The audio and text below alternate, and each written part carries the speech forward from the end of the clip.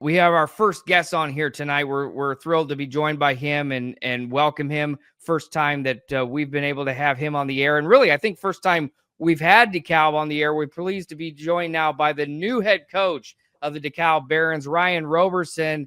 Coach, thanks for joining us here tonight on Upon Further Review. Hey, thanks for having me, guys. Yeah, absolutely. Well, a new team for you this year. You come over from East Noble. Yeah, and you know how talented that group is. Taking over the DeKalb job, first couple weeks in now, week through 6. You got a big win over Columbia City on Friday night. Just talk to me your first season as a head coach and what you're seeing out of your DeKalb and just what the big win on Friday night and just how you got things starting to roll down up there in Waterloo. Yeah, I would say been pretty crazy. Just probably last week did I really feel like my head was above water since I got over here. I was lucky enough to get over here in the end of February. So they were able to bring me over mid-year, which helped quite a bit to be able to learn the kids and know the kids and start to get in the weight room with them and do some off-season stuff. So that helped quite a bit. I would definitely say the first meeting with the seniors in the locker room, that was an experience that I never really anticipated or nothing could prepare you for that. So that's a pretty cool moment that I'll cherish for the rest of my life, is looking at a group of kids who at the time hate your guts because you're coming from one of their rivals. So that was a really weird, everybody looking at you with a really weird face because they've seen you on the other sidelines for so many years, and now you're their leader. So it took a while to build that relationship. And I mean, that's what I started with, was just every day showing the kids the type of person I am, the type of coach that they have, and just let them see me on a day-to-day basis, and then just slowly build and build and build and build and build. I would say we changed a lot of what they did in the off season over the summer, how they practiced, when they practiced, what we did. We were lucky enough to go scrimmage Homestead at Trine for a good couple of days, and they've got a really incredible defense and a really good offense. So it was a big eye opener for our kids, but we were lucky enough to do that. And then we only had they graduated quite a bit too. We only had 3 kids on the defensive side of the ball with varsity experience. Wow. And 4 kids on the offensive side of the ball. We replaced the entire offensive line, the entire defensive line, both inside backers, running back, quarterback, top few receivers. So that's kind of where you see that Angola loss at the beginning of the year. I mean, we had about 4 kids on the field with varsity experience. And so the biggest thing that we've pushed as a coaching staff was just trust what we're doing, trust the process, just keep getting better and better and better and better. And if you would have saw what we rolled out there in the first week of the summer to what we're rolling out there now, you guys would be shocked. So a lot of really good growth has happened, and the kids are buying into what we're doing. And it showed Friday night with a massive win over Columbia City, a team that they haven't beaten in 6 years. And last year gave up 60 points to. So last year's score was 60-14 at home on homecoming. So I mean, it's been a massive turnaround. Yeah. Why this job for you? You're a longtime assistant at East Noble. Why was the DeKalb opening comes up? Why was the move to DeKalb the right time for you in your football career as a coach to become head coach of the DeKalb Barons? Honestly, when I first started coaching high school football, it was never a dream of mine to be a head coach. Like, it was never a thought process ever. I went back to East Noble and I just wanted to coach and love on kids, and it just kept growing and kept growing and kept growing. And my wife and I are from this area. We both graduated from the same high school. We dated in high school. We've dated ever since. We live on family land, and so I would never move away for a head coaching job. But I mean, Depew had been at Garrett forever. Pete Kemp was at DeKalb, and then Seth got the DeKalb job. So I mean, all these nearby jobs have been pretty full for a while. And once it opened up, it's not really that big of a drive difference from East Noble to where I'm at in Waterloo. And a lot of people pushed me to just go out and see what I could do, see if I could get the job. And I know what I'm capable. I mean, I've been around it. We've had success at East Noble. I mean, I was a massive part of that. They're still doing great things without me. They'll be just fine without me. But I helped build that program into where it was, and now I want to bring that to the kids in Waterloo and the kids at DeKalb. Just give them something to be proud of as well.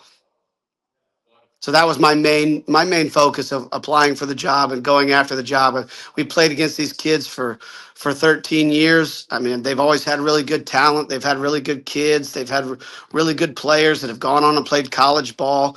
And I wanted them to get a piece of success. And they're starting to see that. And I mean, when you give a bunch of kids that haven't really had a ton of success, I mean, they'll eat out of the palm of your hand. Like, we got kids ready to come to practice every single day and get better because they see what they do is transition to Friday night. And I mean, they're buying in massive. Yeah, Coach, looking at this week coming up now, you got Huntington North on the schedule, so it doesn't slow down for you.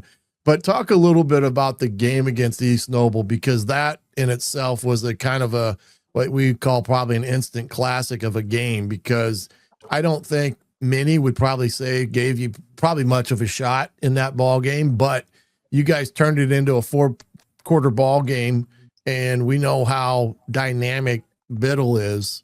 But talk about that game and what you learned from that game, coming out of that game, that even though it was a loss, in some ways your kids kind of realized that they can play with anybody.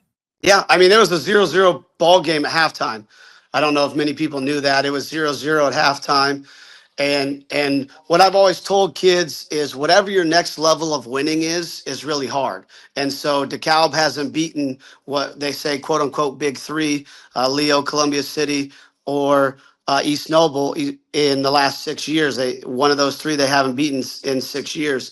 And so to get to that next level, I think is a really hard thing for kids to see and kids to do, whatever that next level of winning is. And when we went into halftime 0-0, they started to gain a little confidence. Mm-hmm. And they're like, oh man, maybe we can do this. We come out in the third quarter, East Noble scores twice and makes it a 13-0 ball game.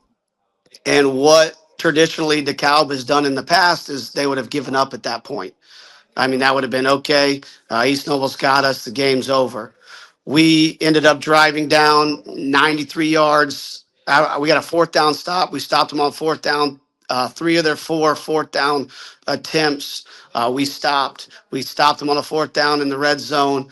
We drove 97 yards or 96 yards, somewhere in there, to get our first touchdown. Got the onside kick. Right down, sophomore quarterback had to come in the game because our starting quarterback lost his helmet. He threw a touchdown pass with a minute left to take the lead, 14-13. So we had the lead with 50 seconds left to go in the game. We kicked the extra point to take the lead, and one of our kids gets a personal foul for taunting, and which moves the best quarterback, in my opinion, the state of Indiana, Riley Biddle, that much closer. And so we were so close, but for the team to what we walk away from that is to win football games of that magnitude, you cannot make mistakes. Mm-hmm. And I don't blame that. I don't blame that foul for the whole thing, because the kid that did it, if he's not on the field for us, it's a 40-point ball game. So I don't hold that against anybody. But what you as a team have to understand is, to win a game of that magnitude, you can't have any mistakes. And so that was a big learning curve for us as a program. Mm-hmm. And we took that into Columbia City. I mean, you go East Noble one week, right into Columbia City the next week. That's a really hard back-to-back.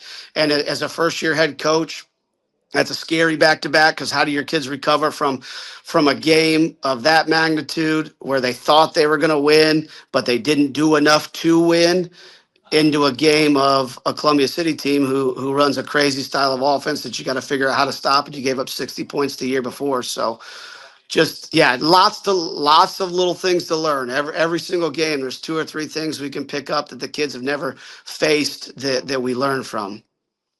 Yeah, I mean, it's one of those games. What I always say, don't let the last game beat you the next week. because those are the type of games when you lose a close one can have a hangover effect, and you go into a game where you should win, and you find out that because of last week's loss, it's still lingering in the minds and heads of your kids. And next thing you know, you're kind of swimming up the stream against the current. But again, another good win there against Columbia City, a good defensive performance. I mean, when I look at your statistics and stuff, you got a bunch of kids that are contributing, especially offensively speaking. I mean, your quarterback's a senior, McCormick, but you know, Caller is kind of been your go-to guy in the backfield, and Bell at receiver, and Spears. So talk about some of those kids that have, you know, they're seniors. They've taken the mantle of leadership and setting a different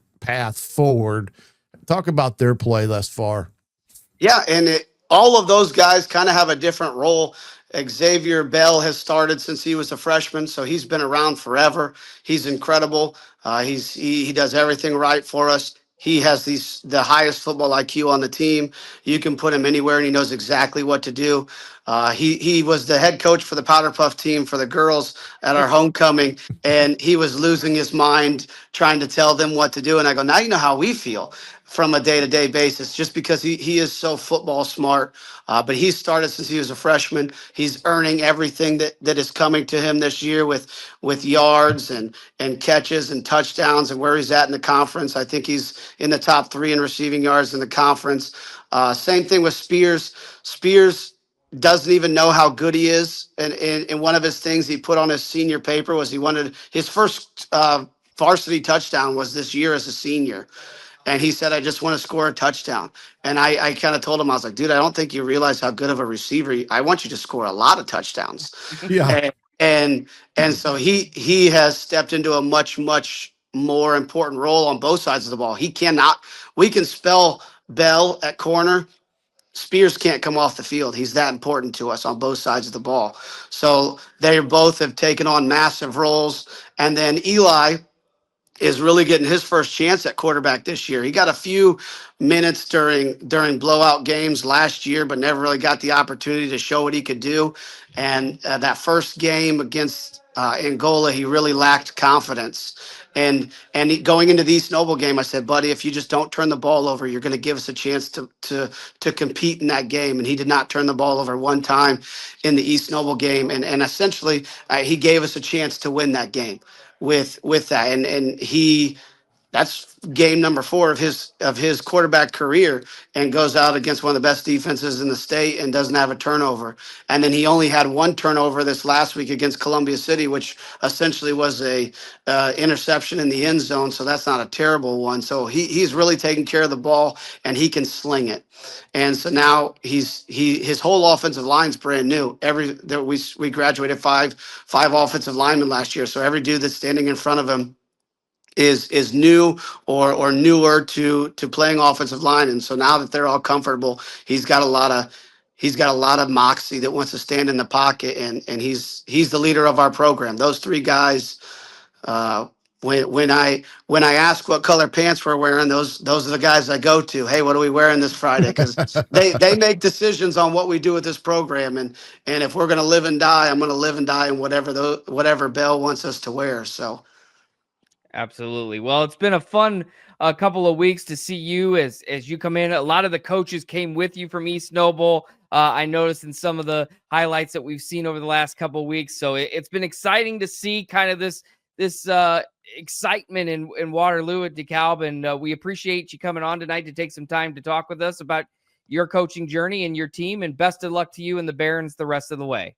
Yeah, I appreciate it. Anything you need, let me know. Thanks, guys.